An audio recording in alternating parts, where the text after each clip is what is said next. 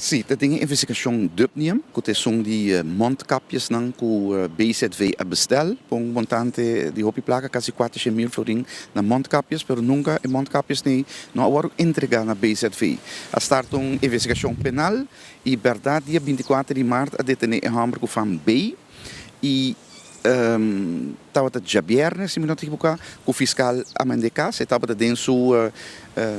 ela passa su 2 via 24 horas e estava dentro 8 dias, hora fiscal Amandecas, investigação P estava claro, e por aí caso, só vou começar para lei não está dando, nós para ter um será se é investigação, se não é necessário no quadro de investigação. Então, por aí caso, pero me quer enfatizar assim, que é queda sospechoso de caso, te dia que o caso aqui vai corte.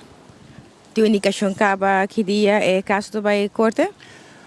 Não, durante a maneira que não será, não tem pressão de efeito não com gente que será